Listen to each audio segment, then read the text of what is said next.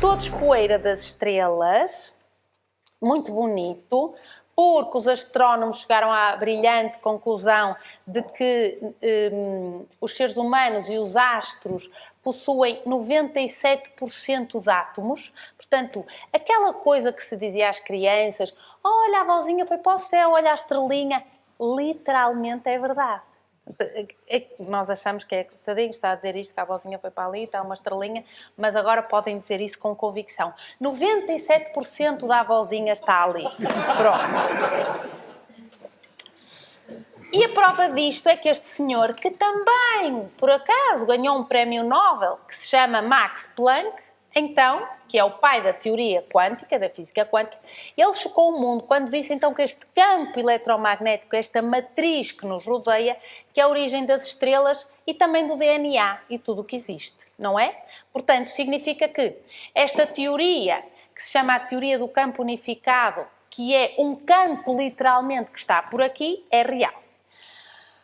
Outro facto é que os átomos do nosso corpo já pertenceram a outros seres vivos. Custa-nos um bocadinho a entender, mas é um facto que comprova esta conexão. Literalmente toda a vida na Terra tem um grau de parentesco, nem que seja porque, quimicamente, animais e plantas se complementam. O nosso corpo é perfeitamente adaptado para viver aqui no planeta Terra, ok? Temos, por exemplo,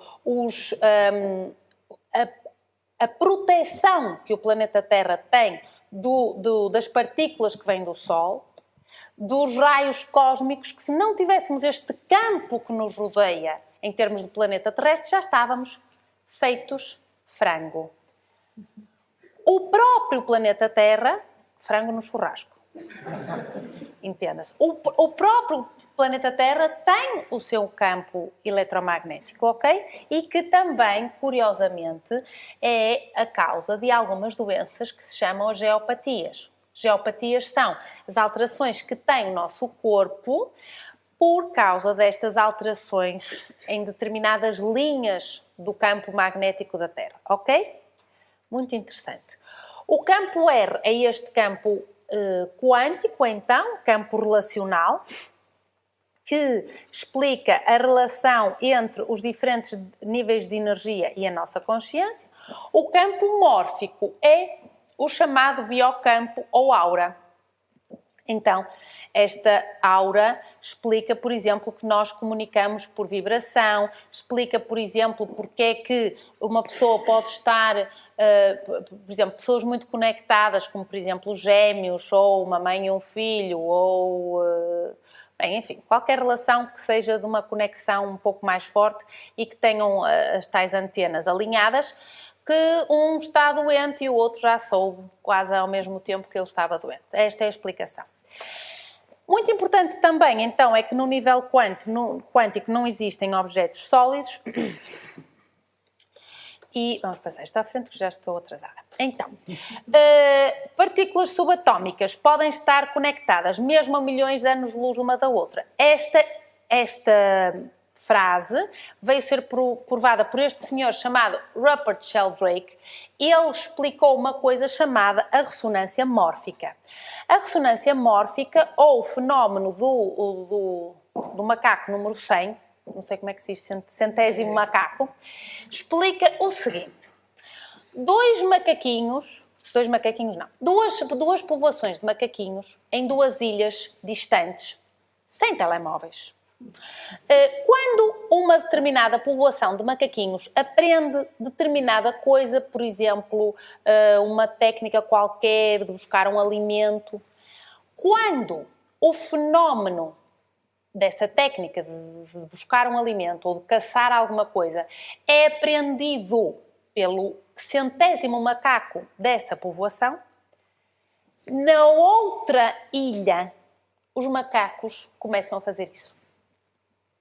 E como é que explicamos isso se eles não se comunicaram do ponto de vista físico? Então, tem a ver com este fenómeno da ressonância mórfica. Quem já fez uma consulta de bioenergética ou de sintergética, este é o fenómeno que explica porque é que nós colocamos umas espécies de uns espelhinhos em cima da pessoa em determinados sítios do corpo.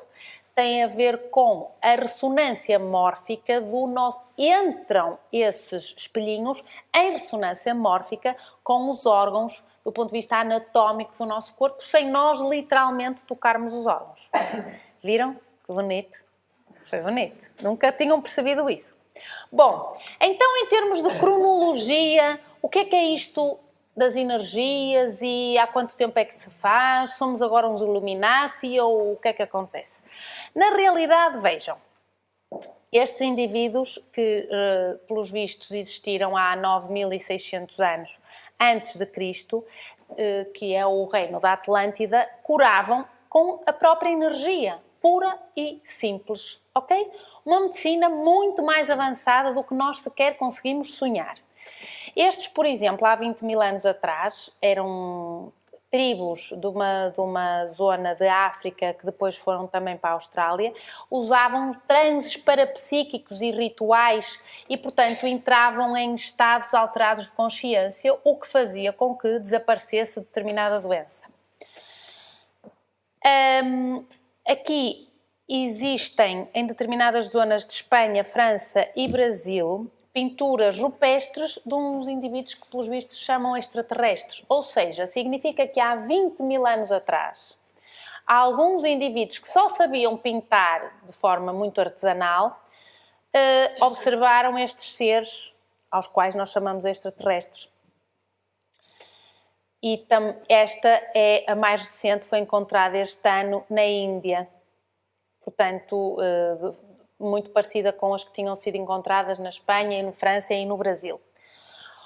Outros que usaram a energia muito antes de nós foram os indianos. Portanto, numa zona de um rio, nesta zona mais ocidental da Índia, eles começaram a tocar e a escrever que o nosso corpo tinha uns determinados centros energéticos, aos quais chamaram chakras. Então, estes chakras estão em comunicação uns com os outros, eram uns vórtices energéticos, literalmente, o que nós agora chamamos muito modernamente corpos subtis. Portanto, 9.000 anos depois, demos razão àqueles mânfios. Na realidade, são átomos que vibram a alta velocidade. Hoje em dia, chamamos a isto a rede bioplasmática, ok? Que se expressa ao nível do corpo como os tais chakras. No Havaí, há 5.000 anos atrás, eles eram conhecidos por fazer determinados rituais com os quais chamavam chuva, ou curavam alguém, ou ajudavam nos partos. Qual é a explicação de como é que isto funciona? Estes rituais provocam uma determinada frequência vibratória que depois vai ter o seu efeito. É sempre a mesma explicação. Por exemplo, há 2.700 anos atrás, usavam as enguias para gerar um campo elétrico. Portanto, literalmente davam um choquezito à pessoa. Portanto, se não resultasse, fazia assim. Se resultasse, a pessoa entrava naquela convulsão e o problema que tivesse era resolvido. Não aconselho. Os egípcios, há 2.000 anos, já curavam com as mãos, temos todos os relatos disso nas pinturas. O shintoísmo, que usa rituais espirituais. Reparem, isto é o que nós hoje em dia chamamos uma imposição das mãos, literalmente, o toque terapêutico, o healing practitioner, o que vocês quiserem chamar. Isto que fez este personagem, que vocês reconhecem aqui, chama-se imposição das mãos. Portanto, o uso de uma energia para tratar outro ser humano.